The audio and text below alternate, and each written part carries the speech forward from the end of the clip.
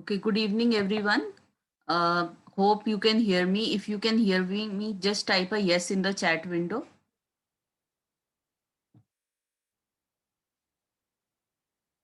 Yes, okay, thank you. So, welcome to today's webinar on this is on live profile evaluation series that we are doing with IE Business School today. And for those of you who are new to Jambudi or probably don't know us enough, we are a leading institute offering classroom and online test prep solutions for GMAT, GRE, SAT, TOEFL, IELTS, and we also have host of other services like admission counseling, interview preparation, visa counseling, etc. So now I am very happy to introduce Ms. Namita, who is the assistant managing director at IE Business School. She will be starting with the presentation, and then we will be discussing some profiles. So this time we have shortlisted 5 profiles.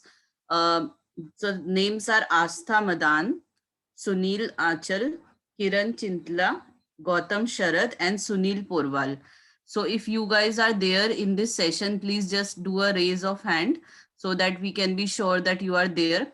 And as and when your profiles are being discussed, we will ask you to unmute yourself and to put the video on if you are comfortable doing it. So we can make this session more conversational. At the end of the session, I will open the floor to Q&A. So just hold on to your questions till then. And I'm sure this will be a very interactive and an interesting session.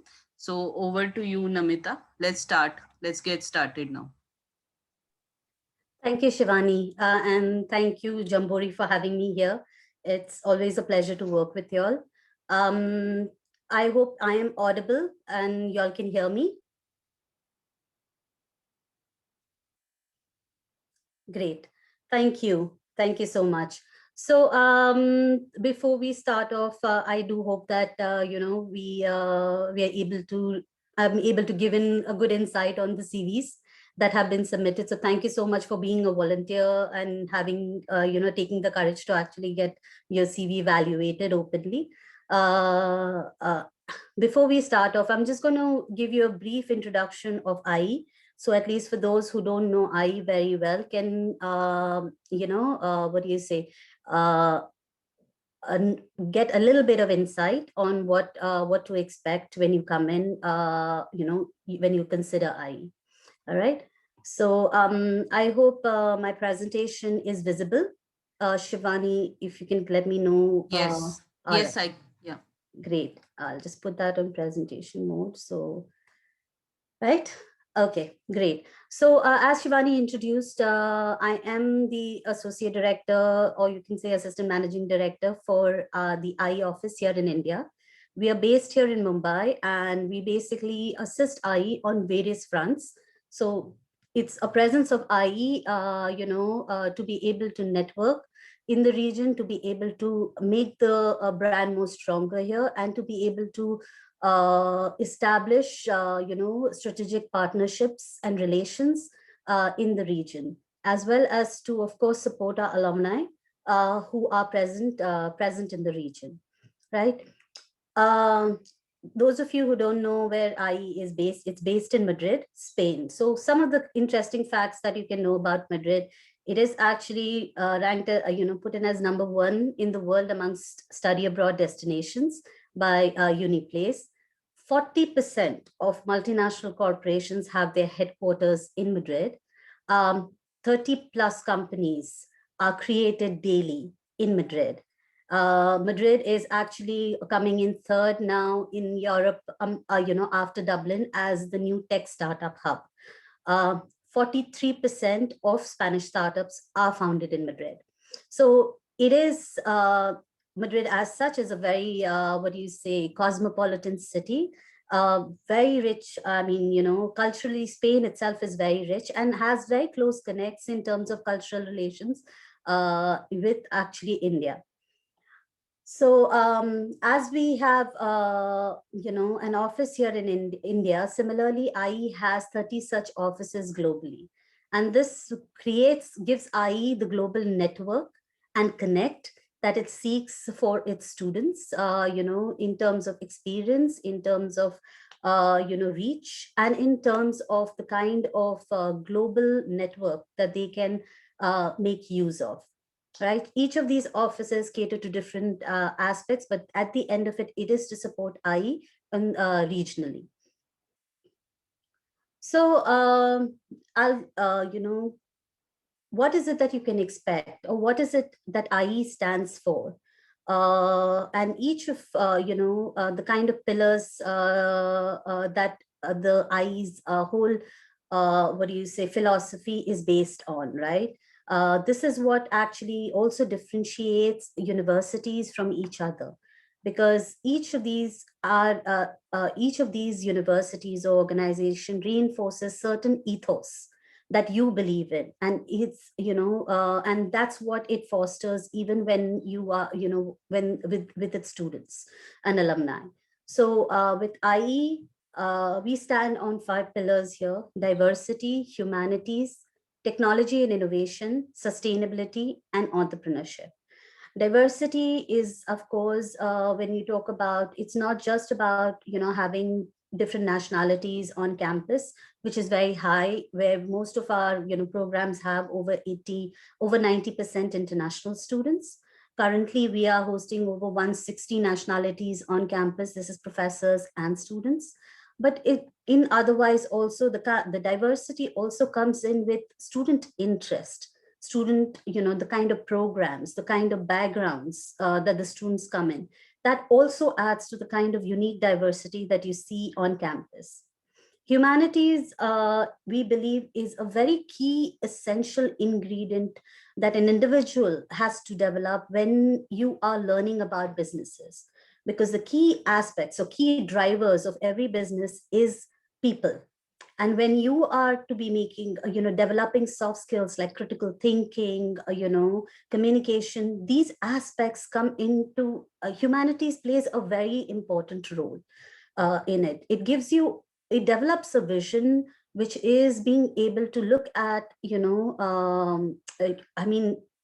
at the world that we live in a very different angle, in that aspect. Technology and innovation is where we basically, you know, uh, we believe a lot in investing in high tech learning processes. And this is something that has been very key at IE. So latest trends and technologies that are used in the job market are actually being used also in the program. So our students are much more well prepared to get into this digitally, what do you say, this digital world of working that we are currently living in.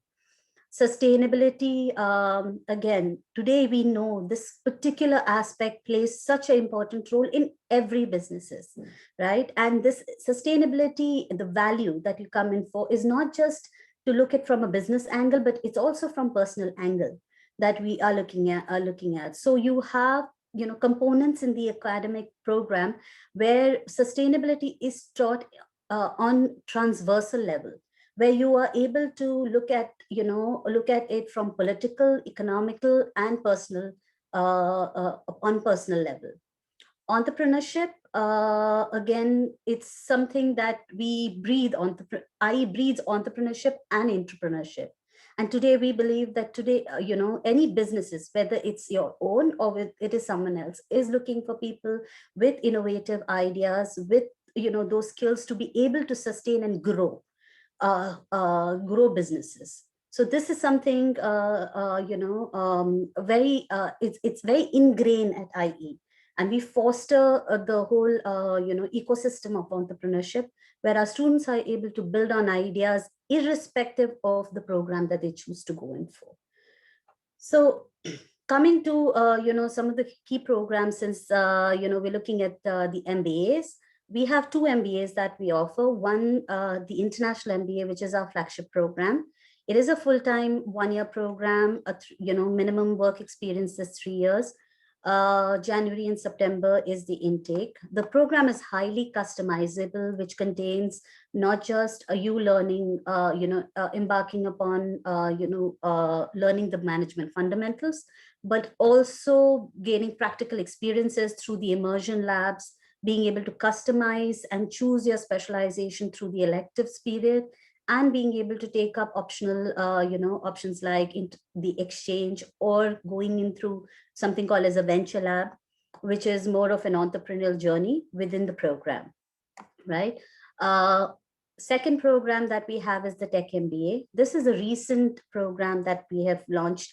And this is again, keeping in mind the current trends that we see has been evolving in different businesses and in this particular sector called as, the tech sector. So the program focuses a lot on this particular sector. And here you're picking up very, the intake is very niche, where students who want to build a very niche profile for themselves in this sector can, look into this program. So they are particularly coming in from STEM background, and they would be venturing into, areas like digital transformation, AI, digital finance, and so on. The concept of the curriculum structure of the Tech MBA is very similar to that of the International MBA. In fact, the Tech MBA has the, in the elective period, has the, students have the opportunity to actually merge electives from different programs, including the International MBA, right? We offer you the concept of dual degree, which is, you're able to actually combine your MBA with any specialized masters. And we give specialized masters like business analytics and big data, or digital business and innovation, or finance, for that matter. This is more geared for those who are really looking at deep diving into a particular area of specialization, and would like to invest a little bit more time into learning those skills particularly. This is generally, you see kind of the background of our students, the last batch that has graduated. And so you could see the average experience is about 7.4. The average age is 29. These are averages, huh? So just keep that in mind. And we're looking at a good bracket between this aspect. So you can see that a good percentage of the students come from a varied, and 18% of them come from Asia itself. These are the kind of job, recruitments sectors that you can see in, the top 10, I think 15 recruitment areas that our students have been working in. And so you can see technology, finance, consulting are the top 3 at the moment. This is something that changes a lot as well, as from intake to intake, particularly. Some of the top hiring companies that we have in different sectors. So it's just to say that I believes in supporting diversity. And this diversity is actually leading us to get engaged with companies from different areas. And it's not just focused on consulting or finance in particular. So it is opening gates to different, aspirations within the business arena. So this is something that is interesting that I wanted to share. And this was shared by the World Economic Forum. And you can see that over the time, initially there has been a increasing know-how of increasing demand of people with certain skill sets. And this is something that has been key transformational post-COVID, actually, or during COVID and post-COVID as well. So you can see some of these skills that you are looking at are actually not really technical in specific, but more to gear towards soft skills. Soft skills, rather than if you look at the below thing, they are more geared towards hard skills. So this is something that you need to keep in mind. And this is also what business schools are also keeping in mind when they are training their students to be more job prepared. Okay. So well, that's about me. And So shall we start now with what do you say? With the Yeah, CV absolutely. evaluation, right? Right. So Great. let's call upon Astha first. So I will. Okay. So Astha, you can unmute yourself and put the video on, as I think you've got the rights now. Yes.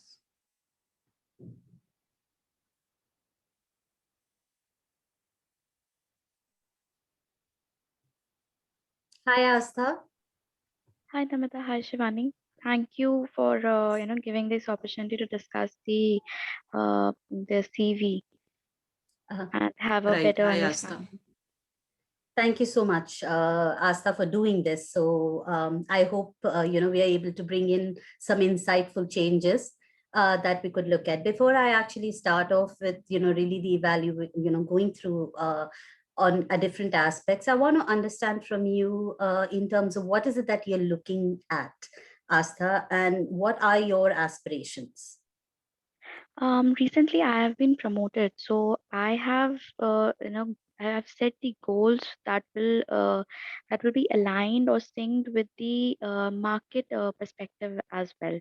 So if we see the market, if so AI and the technology has been part in finance. So if I have the experience of finance domain, I would like to maintain the goal and achieve it by using the technology. So I want to enhance my skill as well. So I target with MBA, along with other AI and technology masters. Okay. All right. Fair enough. So you want to continue in the same sector, but basically a little bit of transformation in your role, uh, Y- right? Yeah, that's correct. All right. Great. Great. Thank you so much. So, well, I mean, of course, your CV is very finance strong. Which we can see, corely in terms of the experience that you're coming in with, and plus the kind of academic exposures that you've had. All right, Asta. Now, it's when I look at your CV, I see the CV very much, geared towards someone who's probably looking at applying for a job. Okay, so Okay. when you look at an admission CV, right? From a business, like from from a business school perspective, the outlook or what they expect to see from your CV could be very different. One thing you need to keep in mind is that these admission officers, a lot of them, right, are not people who are belonging to your sector of work, right? They have an overall understanding about different areas of different industries.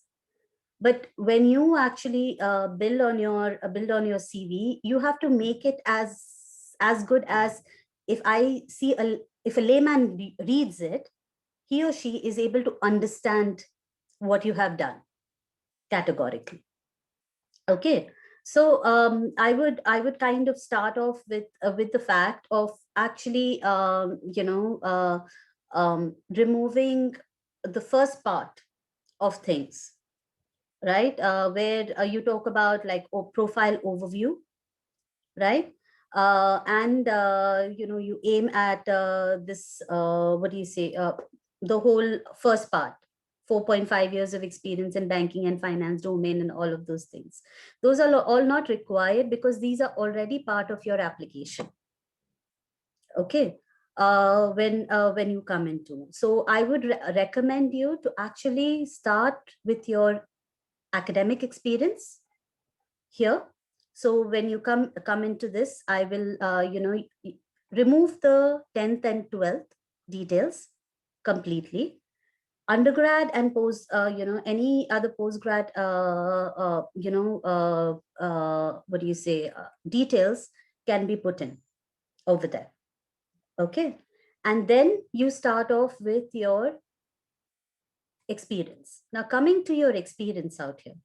Okay, here basically if I look into this thing, I'm not able to understand what company are you working for. Okay, so it's Tata Consultancy Services. So I guess I should have clearly mentioned it if I'm highlighting. Exactly. Okay. So one thing you have to mention the company properly. Which company are you working for? Second thing is that, TCS is a big company, right? But what do you say? Is it possible that every person in every school knows about TCS? No, right? So in terms of, it's always helpful whenever you put in your company details, put a one liner about your company saying that what is the company into, just a one liner. Okay, which categorically just gives an overall view of, okay, this is this what does this company do, just a one liner, not a big summary of it. Okay. All right. Okay. And then yeah, I like the fact that you have divided your experience in the date wise as per the promotions that you have got. Okay. Now in terms of what you have highlighted out here, now you said a lot of the work that when I read each of these points, like handle proofing of APAC region consolidation, work of Nostro cash and suspense account. Now the thing is, a lot of times all this work comes out to be very administrative, right? When you project it in a very the way you project it, it actually comes out very administrative. And what they want to see in your work aspect is key uh, key responsibility, key achievements. Okay, so if I was to say that if I did this, right, what was the purpose of doing it? So there's always whatever you do, you have to always show what is the impact of it. And if you're not able to show that impact, then putting it over there doesn't make sense unless it's a big big aspect. So when we talk about like numbers, all of this has to show like your key major responsibilities and not really your daily responsibilities. Are you getting me, Astha? Yeah. Yeah. Okay. Okay. So that is something that you kind of need to cut out on to reduce. And you don't have to have so many points. And honestly, you don't have to, put in everything. Take down all the responsibilities that you have and try to see if there are things that you can merge or things that you think is okay, not really needed because this is something that, doesn't really add value to my work, projection of my work. Okay. So this is something that I think you key categorically you need to differentiate in the way you put in your responsibilities. Okay. Okay. All right. And that is something that I would put that across. See, the daily reconciler and the month end conciler, I think, see, these are very detailed out stuff. Club it together. Okay, club it together and only highlight those key, what do you say, important aspects which are there. Okay. All right. Even in terms of skill, the skill development that you call, skill details which are there, which is great. You've highlighted quite a bit of, thing. But honestly, Microsoft Office, you don't need to, right? Put that, yes, knowing Excel, knowing certain, what do you say, languages to be able to now read is important, and you can put that in. But like other banking tools and systems, it's very vague, right? Okay. So Okay. don't put in anything that's too vague. Put in something which is very, very specific. Like I like the fact that you put its problem solving skills that you have, you communication, interpersonal skills, research and strategy skills. These are important. thing. Okay. Which comes in. And of course, your training details as well. Again, you don't have to highlight how much duration, just put in the certification there. I've done this. This was the training. Put one liner what the training was for. Now, if I put it as BPS, what is BPS? I don't understand what BPS is. Okay. Right? So you have to make it more, how you say, readable to the other person. And always keep in mind, admission officers are not experts in your field. You are the expert in your field. Okay. So you have to simplify it for them. That's important. Okay. Okay. All right. Yeah, I think that's pretty much what my what my input is for Asta. Yeah. Okay, great. I'm sure this can be this is useful for everyone out there. So let's move on to the next participant, which is Sunil Achal. So Sunil, I'm going to give you the rights. Please unmute yourself and put the video on if you're comfortable doing that, because that would be better. We'll have better conversation then. Thank you, Asta. Thank you so much.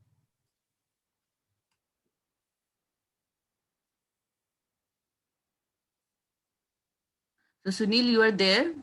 Can you just, okay. Can you unmute yourself and can you Yeah. have your video on? Hi. Yeah. Am I audible to you all? Yes. Yeah. Cool, thanks. Thank you. Hi, Sunil. Hi, how are you? I'm good. How are you? Doing it, thanks.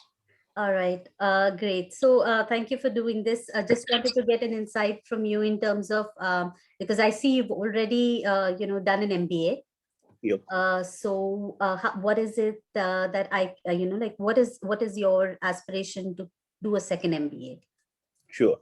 So I did an MBA. I started studying for MBA program in 2008, graduated in May 2011. And the main reason for me to do for second MBA is getting deep insights of business, managerial skills and leadership skills so that I can build a successful business. My main motive behind doing next MBA is going to be finding a school for me as an incubator program where I learn, I improve, and I make myself and my business idea execution ready post MBA. Okay. Okay. All right. Fair enough. So that's a key aspect. Yeah, because I mean, like considerably to look at the fact your experience does it's a lot more than what you generally see in a regular MBA candidate.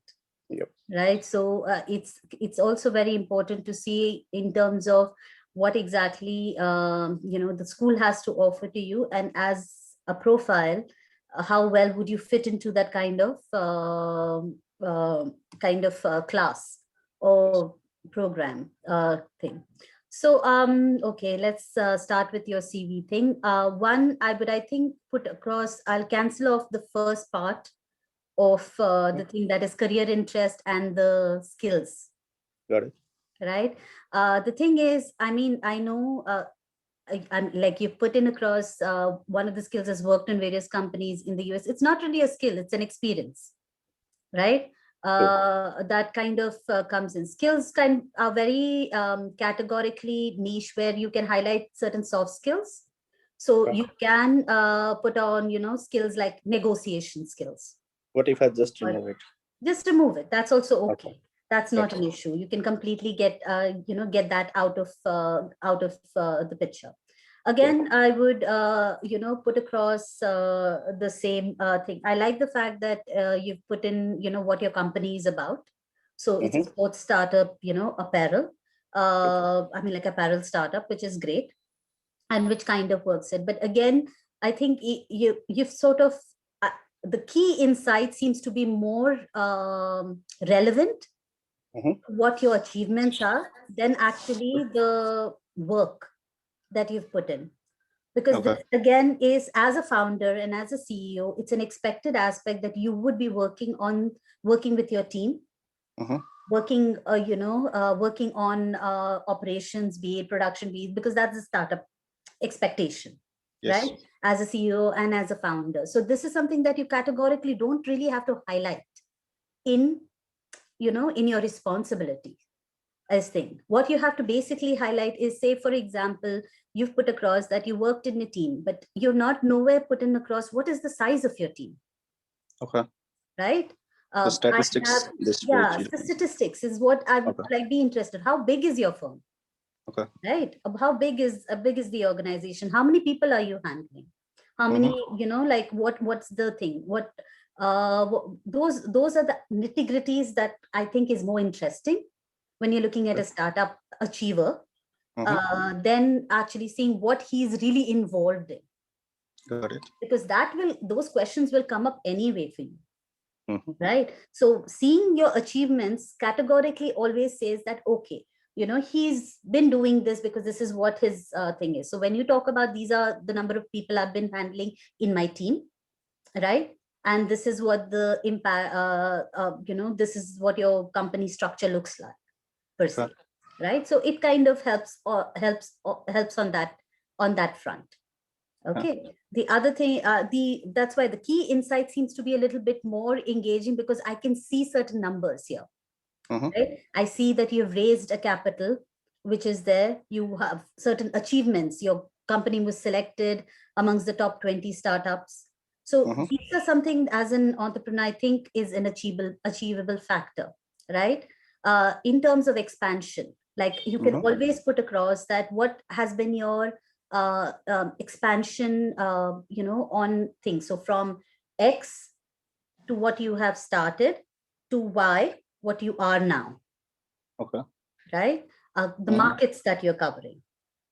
So whether, on what front thing, what kind of addition that you bring in that scaled up your company.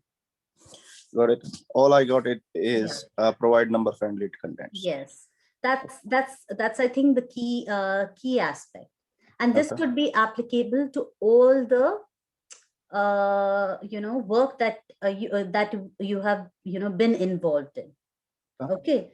So some of the things are like, I mean, the graduate assistantship can actually move down to where you have put in your education details, where you can put across that you were working as a graduate assistant from this time to this time, right?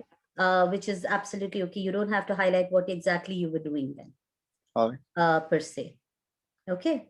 All right. And I think in terms of certification, again, the below part, sportsmen that school and participate, again, school level is too far back. Got it. Again, not really, necessary. But yes, being a project mentor and how many people you mentored, you can actually put that across. Like, what was the mentorship about? What was the impact of it? All right. Okay. Yeah. So yeah, that's pretty much I would put in as my suggestion. All right. Thanks. You're welcome. Okay, fine. So that is good suggestions. So now we come to Kiran. So Kiran, I'm just giving you those privileges, and you can have your audio and video on then.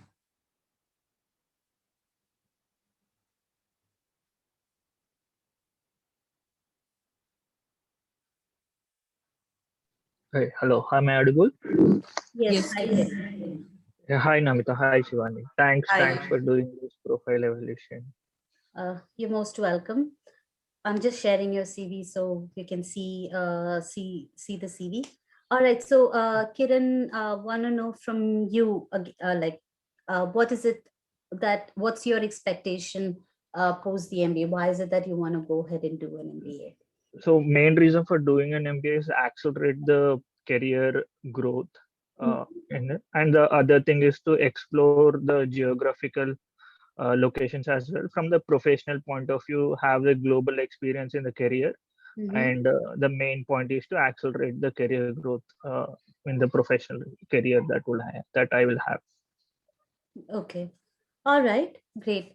So basically, you want to continue working in the e-commerce sector, but you want to, move into a higher role.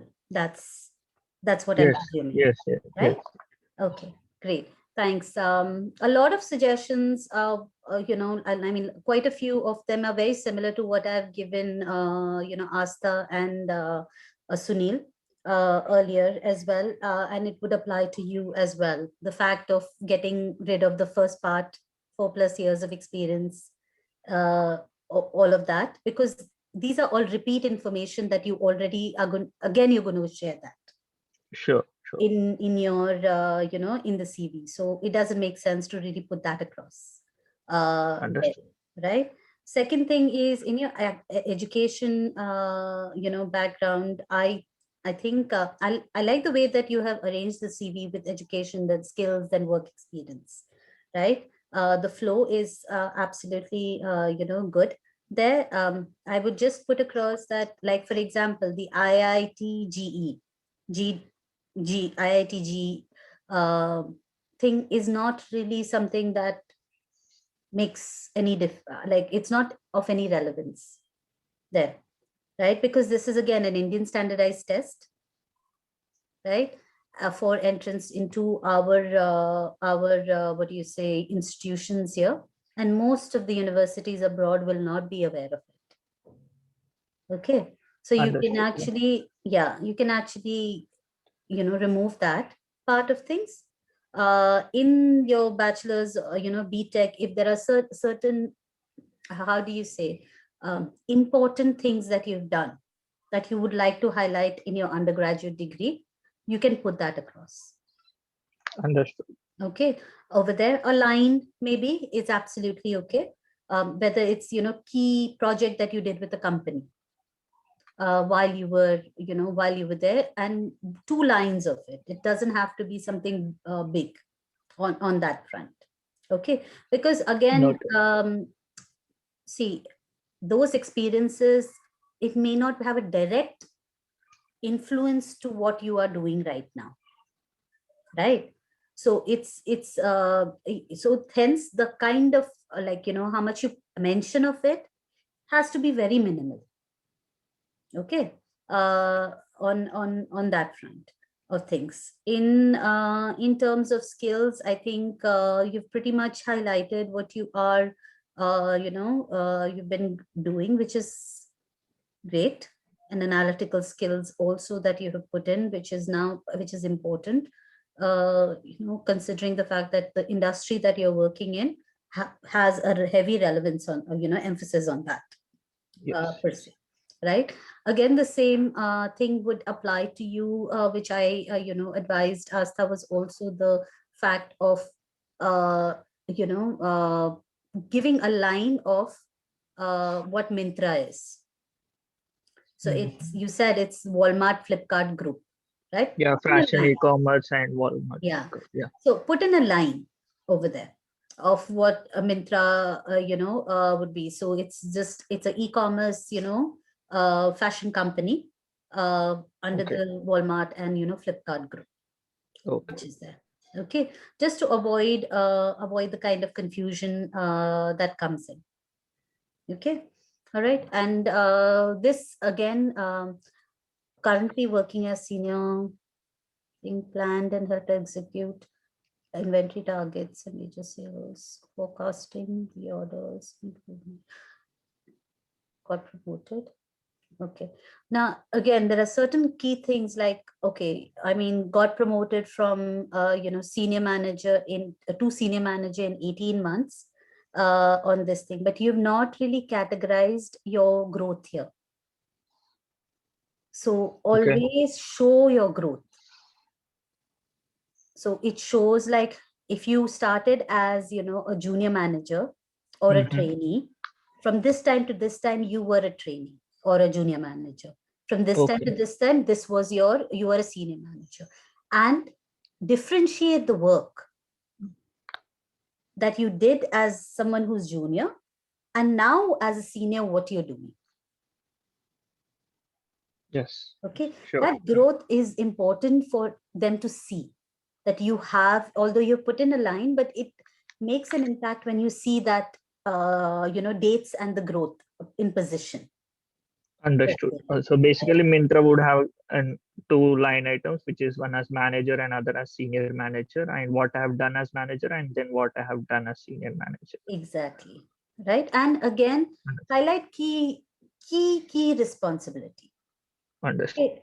Avoid administrative aspect of things and just key responsibilities, where if you say you have forecasted or you have, planned out an inventory, if there is something that you did differently, which improvised, right, and made an impact of so much. Okay. As a manager, how many people you are handling at the moment, right? You've already put that you were handling 3 data analysts at this point of time, Yes. right? Which is there. So put it in points that it's a little bit more easier as read. Sure. Okay. And in terms of PFB, please don't use PFBs. I know it's please find below, but most people will not understand that. Okay, I was like trying to shorten the resume. I know, but they're anyway going to see below, so you don't have to refer it on this thing that please find below, right? Makes sense. Yeah. So that you can do that, and I think that is something that you can actually apply for all your work aspect. Understood. Okay, on that part, and then achievement and extracurricular activities. I know the scholarship that you've got in the 12th grade, it's a great thing, which is there. I mean, it's okay to mention, it's not as bad, but it's fine. Again, all of these need not be so detailed out.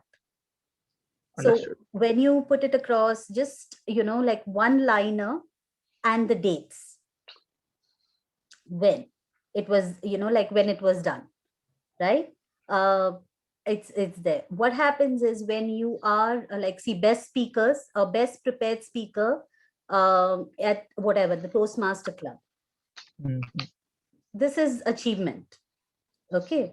And you can put it as one liner. So it doesn't have to be so detailed. Just remember the fact that an admission officer is reading over, I don't know, 600 resumes altogether. Every day they may be going through 50, 60 of them. So you have to be more strategic in the way you want to convey your point and not get them bored in, bored in the first part of your CV only. So they're not able to go through it. So be more strategic on that front. Noted. Okay. All right. Great. Any questions? Thanks. No, I think that helps. All right. Great. Thanks, ma'am. You're most welcome. Okay. Yeah, thanks, Kiran. Thanks, Namita. And then we have the next candidate, which is Gautam. So meanwhile, Namita, would you like to answer this question on how big the CV should be? Somebody has asked, should it be 2-pager, and can we submit a 2-pager to IE Spain? So maybe you can answer that. Yes. So, I mean, we accept 2-page CV. A preference is always for a 1-page CV, which is there, but we are okay with a 2-page CV as well. But like I said, that, be very sure as to what you're sharing, because one of the things you need to keep in mind is it's not just a resume that you're sharing. There are many things in an application that you share, and resume is one part of it, right? So as much as possible, you need to try to use each of these parts in the maximum possible way to convey different information to them. So that's why keeping it concise actually gives you also the ability to add on to the conversation. When it is, there is certain suspense and there's certain things. So being able to give the point and then be able to talk about it more. That's something that, you can keep in mind. Yeah. All right. So who do we have next? Kiran, I think. Kiran. So Kiran, you can unmute yourself. And meanwhile, we are just... No, Kiran, I think it's Gautam. We just got done with Kiran. So it's Gautam now, right? Okay, Gautam. Okay, 1 second. Yeah, sorry.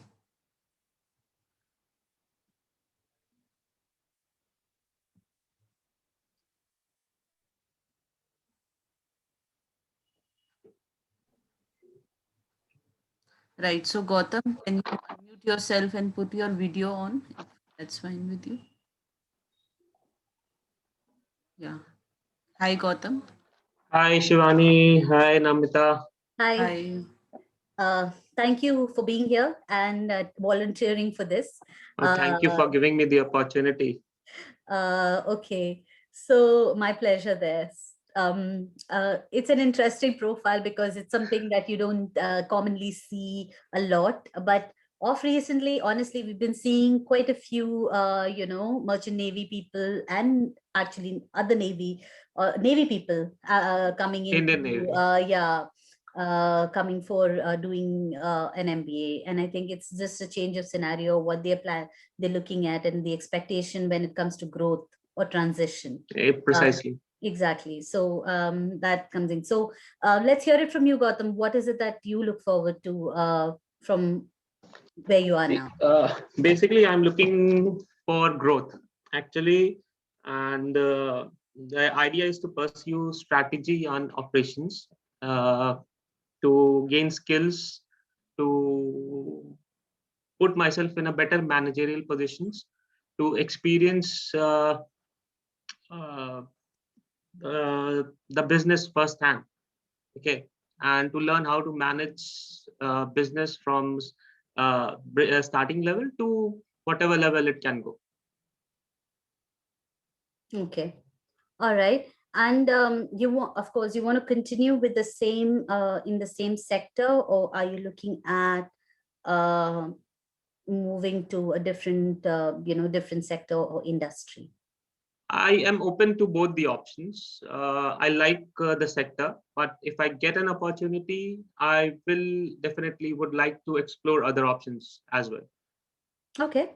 All right. So, well, I think in terms of your CV, I am of course not an expert in what the kind of work that entails out here, but a lot of transitions that we've seen from of people moving in from an offshore to an onshore job, which would be more operations related or more supply chain and operations related kind of work, which I think it's a common transition that we've seen with the roles, from this sector. We've had a couple of alums also who have made it in, who have transitioned in on that front.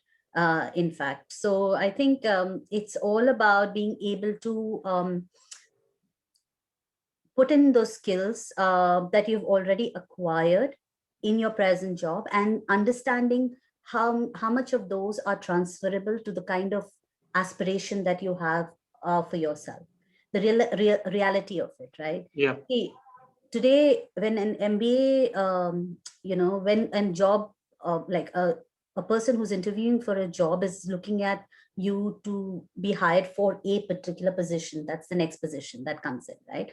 But from an MBA perspective, we are actually looking at you being trained for not just the next job, but even after, Yeah. right? And Yeah. that's where, so those key skills that maybe not immediately used in the kind of role that you may move into, but later on, which actually supports growth for you, is very important as well. So for us also to be able to understand that, okay, these are the kind of functional skills that you have that are going to be supportive to the kind of career growth that you are going to be looking at, and what is Yeah. it that we add to that whole perspective. Okay, so when I looked into your CV, I think it's pretty like simply put forward, without much of complication in terms of what the role, what you're doing, the work experience and everything. You've done your undergraduate degree. You are now currently. Now the thing is, the first part, experience common across all ranks. I'm presuming that you wanted to highlight the fact that this is something that you have done through the three jobs Yeah, that yeah, you've had. exactly. There are certain responsibilities that are similar across every stage. Like Mhm. when I was a third officer, when I was second officer. So the top three things which are common to every rank. That I have put it in a separate section so that I don't have to repeat it again and again. It becomes very redundant and waste of space as per my understanding. All right, which is absolutely okay. I think it's presumable that you can say that, you know, this is something that you have done, right? Now, the fact is that whether these responsibilities came in right from the time you were in training, because in terms of, like, say, for example, you know, certain skills where you have to you liaisoned with you know, multinational crew and all of those things. Working in a team is a different thing, managing a team is different thing.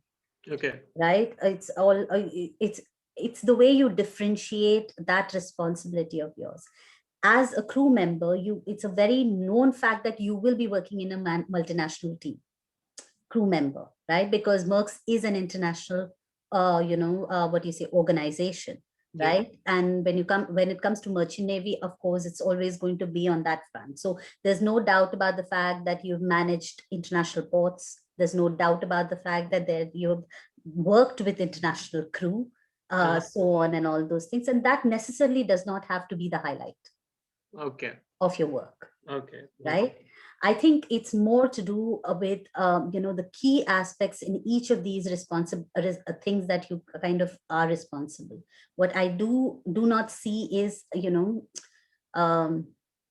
one, in terms of, you've said like you're responsible for planning, executing, monitoring certain safe passages which are there, right? Which is great, which kind of works out to be. But again, if it could be a little bit more precisely, not how do you say, like put across in such a way that I would feel that your planning, the executing or the monitoring was really impactful to the success of certain project or certain trip that you have made, right? This is something that has to come. So whenever you put what you have done, so it's good to say, I have worked in this team. So I worked in, you know, a team of 10 people and my role was XYZ, right? Which impacted this way.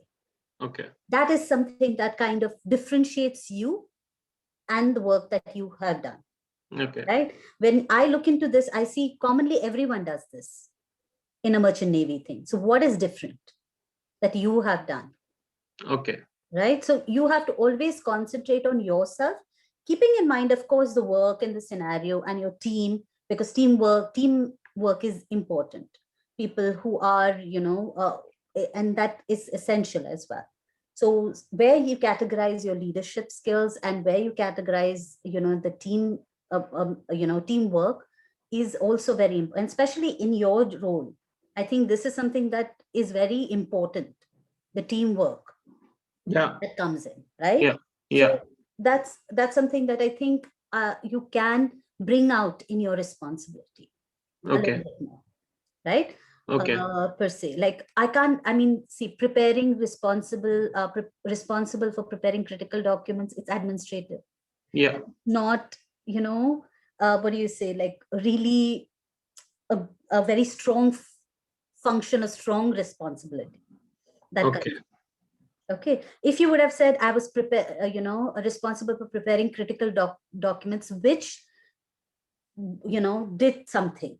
Okay, so basically what you're saying is that whatever the role or function I have mentioned, it must be, I mean, a bit more specific that or what impact did it bring? Impact is important. What impact did it bring? Okay, understood. Okay. All right. That's something that is, so I think that works out. And in terms of achievements, this is fine what you have put in. So there's nothing I would like really ask you to change. And skills and activities, I would kind of differentiate that. Skills are different, activities are different. Yeah, I got it. But when you were discussing with the other guys, I got it. What Yeah. mistake I had made in that section. Yeah, so I think that's pretty much what I would like, put in as input for you. Okay. Okay. Thank you. You're welcome.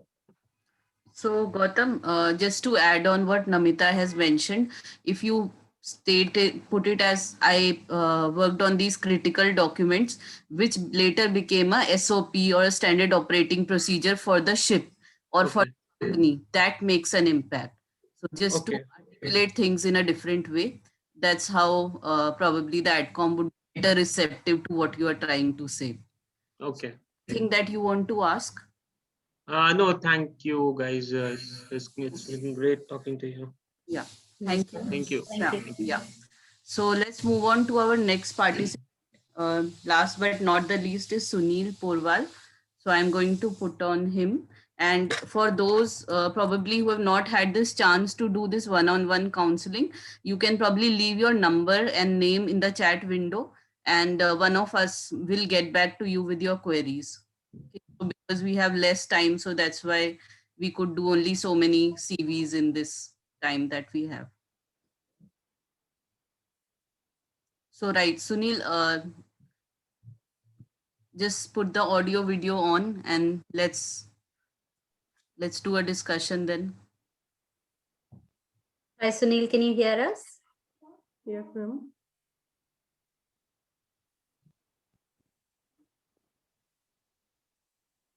Right. Yeah. Hi, Sunil. Hi, ma'am. Good evening to all. Good Good evening. evening. Can you hear us clearly?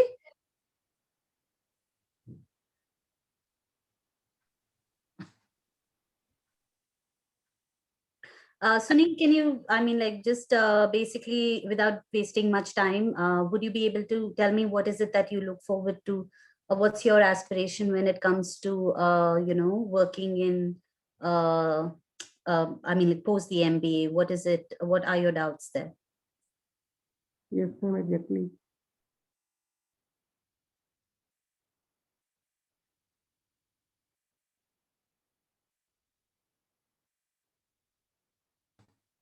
Sunil, maybe you can have just the audio on because I think it is dropping again and again. So maybe you can just have the audio on and ask any question.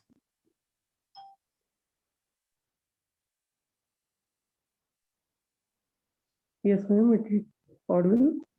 Yes. Yes. Yes, ma'am. So, ma'am, I am looking for MBA program in 2021 for my career growth, and this is my ambitions to go for the management level. At Okay. that, as a deputy manager, I am working with Scooters India Limited, Lucknow.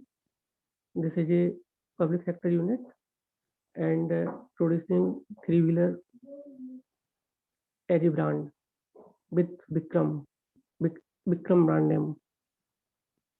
Okay. Thank you, Sunil. I will just start with probably bottom up. Let's go with that aspect. I think there are certain things that you can start with getting out is in terms of the additional activities. All these participated in social welfare activity, donated to charity, and all of these things are something that unless you have specifics, mentioning them doesn't make sense. You can't be general about saying things which is there, even like playing cricket, net surfing. These are hobbies which are then not really activities that categorically are an addition to what you have what is it that you bring to the table for them. Okay, so yeah, certain things which are like key activities that you have been part of as as part of your organization or as part of your college makes sense to put that in, but not really these things which are very like vague and very general. Okay, with something that you like doing, but it's not really like, you know, a certified activity per se. Okay. Okay. On this thing.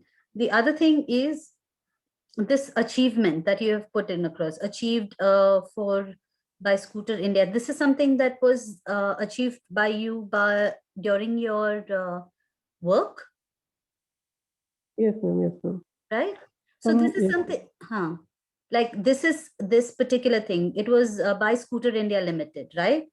Your organization, correct? yes, ma'am. Don't put it as separate thing. Put it under your what do you say, in your achievements and work aspect only, right? It's not something that you need to kind of separately put across, which is there. If you club it all together, it makes more sense for people to relate to it. All right. Yes, And ma'am. the other thing is about this, like these certifications that you have done. Yes, ma'am. Are you currently doing these projects? Yes, ma'am. I am doing at that time EB project, Mm-hmm. electric vehicle project in three-wheeler and in different models Mm-hmm. like 6-seaters, 3-seaters, 7-seaters, and also type approval activities for these type of No, models. but then what I'm talking about is this education, this particular thing that I'm highlighting out here. Are these academic program, or this is something that you're doing as per work project? Ma'am, projects like that, project management from Exercise Jamshedpur and strategic management from Exercise Jamshedpur and EPC, this executive program for professionals. It is completed through IIM Kolkata in 2009. These are the activities are completed during the job period. Okay, so this is something that you have done on your own, right? Yes, yes, ma'am. All right. So these are things that you can actually categorize as certification. Yes, ma'am. Okay, so when you have education, you can mention your, undergraduate and the diploma, right?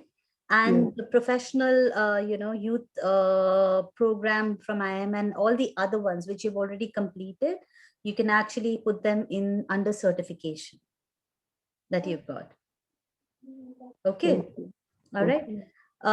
Which is there. And when it comes to your work aspect, it is also important to again keep in mind the same key pointers that I have actually told the others, is to be able to highlight your what you say, the stronger functional skills that you have, for functional roles or responsibilities that you've had, rather than putting administrative aspect. So certain things like organized service camp in various region. Again, you've organized various region. How many regions? What was the impact of these service camps that you actually organize? So whenever you're putting anything, don't take it as I need to put everything that I do on a day-to-day basis into my CV. That's not necessary. Pick and choose what's the key achievements or key roles or responsibilities that you have done in this role that makes it different. Not something that everyone does on a day-to-day basis. So what you did, which was different, and what was the key impact of it. So that's important. Okay. Okay. All right. Yeah, well, that's pretty much from my side. Any questions? Right. So just we are now open to questions, and you can just type in your questions in the chat window. So we'll dedicate this last couple of minutes that we have for the questions.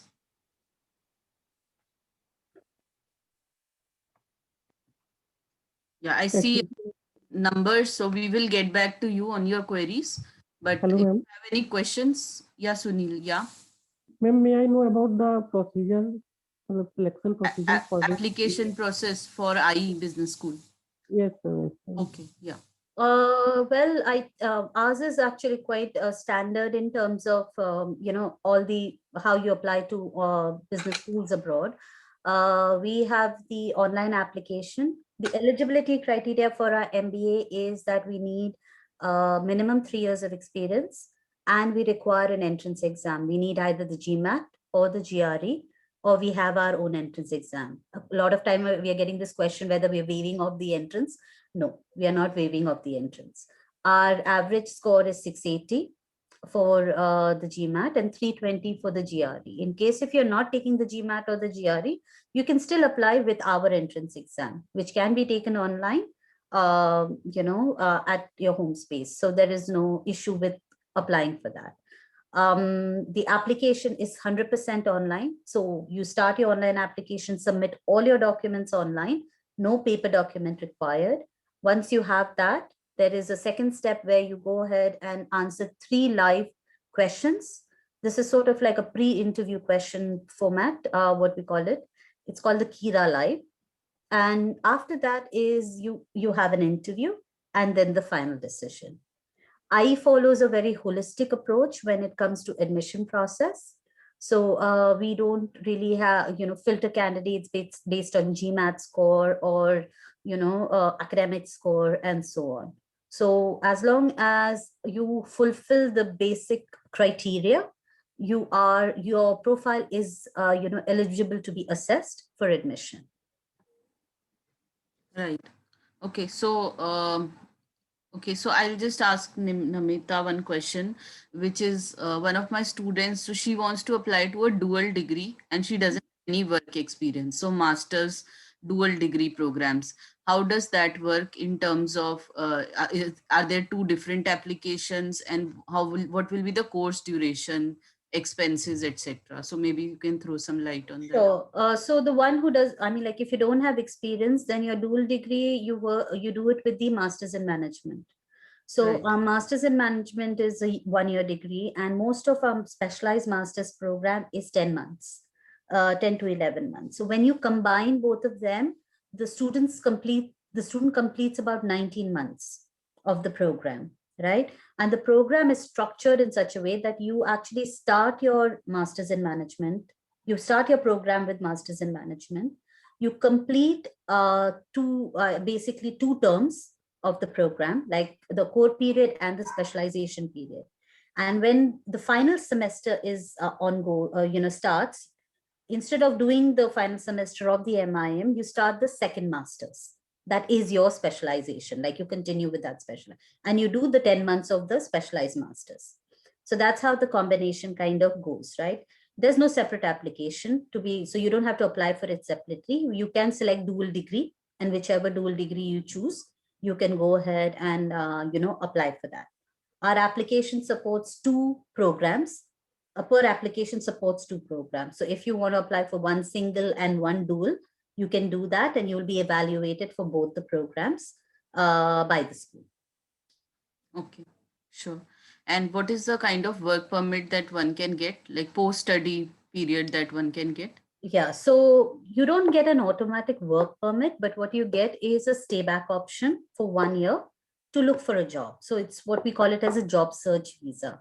So once you acquire a job, then the company sponsors your work permit, which is for 2 years, generally. Or then the other option is what we have something called as a internship period. So if you don't end up getting a full-time job, but you kind of get an internship, then the school supports you to extend your visa for that internship period. Yeah. Right. Okay. And Shubham has a question. How high are chances of someone who has completed 3 years of industry time when the course begin, or would you rather suggest to keep the experience for 4 or 5 years?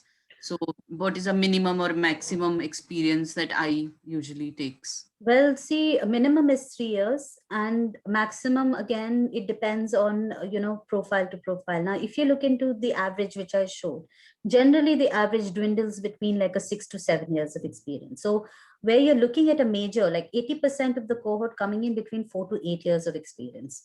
That's the major part, right? And then you have people who have 3 years of experience. Number doesn't decide your quality. So if you feel with 3 years of experience, you come with strong quality experience, you should have no issues with the admission process, or being able, you should be confident enough in terms of getting into the program.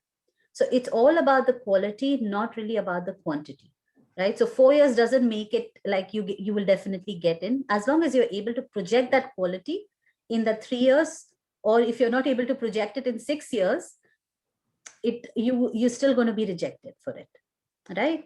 That's Right. yeah. Okay. Abhinav has a question about scholarships. Any scholarships provided by the college? Yes, a very good question here. So we do have scholarships. This is something that's open for all our applicants who's applying for admission. It's a separate process to be followed. So it's not part of your admission application. It's a separate application, which is, combined with the in the same form, where you need to, apply separately. You can choose 3 scholarships from the list, and our list has about like maybe 20 odd scholarships that are there, which are divided into different category: merit, need, diversity, leadership, quite a few. And even there are like sectorial category or regional scholarships which are there. So you get to choose which one you feel is best fit for you, and then apply to those. These are partial scholarship, they are not full scholarship. So maximum a student can get is 40% of the tuition. Sure. Okay, Shantam, do GMAT score lose their validity? Yes, 5 years they lose their validity, I'm sure on that. You can take the IE test, which IE offers. So would you like to talk about that, Namita? IE tests. Sure, it's called the IE Global Admission Test. In short form, we call it IEGAT. We do have, the details of it on our website. It is an online test. It is computer adaptive. Like any aptitude exam, it has the verbal and the math component. There is an additional section which is called the logical reasoning. Now, these are, there is no way really to prepare for this test. It is like a general aptitude exam, right? Unlike a standardized test where you have a portion, a set portion that you have to really address, a general aptitude exam is testing you on what you've already been trained for, to see what your aptitude level is. So there's really no way of preparing. If you brush through your basic math, like business math, basically, you're good enough for, doing the test, right? And this, like I said, it's online. It can be done from your home space. So you shouldn't have any issue with that. Right. So Shantam has a question. 1 second. Yeah, I think we've already addressed this. Sunil has a question. Which term and deadline would you recommend? I'm not sure if fall 2021 is good or spring 2022 would be better. So are fall 2021 admissions still open, or would you suggest people to apply for the next intake? We do have our application open. We follow a rolling admission process. So we don't have specific deadline for our applications, right? Currently, the fall 21 intake is open and the spring 22 intake is both are open. So you can choose which one you feel more comfortable to apply to. See, the fact is that you have to know how much time you're going to take for your application. It's not like a one night job where you submit the application, right? You have to work on your documents and everything. So keep that in mind. If you want to give yourself a soft deadline, I would say, try to submit your application latest by April end for the fall 21 intake. Because generally we have our wait list that opens sometime in end May, June for the, September 21 intake. So it's, I think you can keep that in mind as timeline and see what suits you better.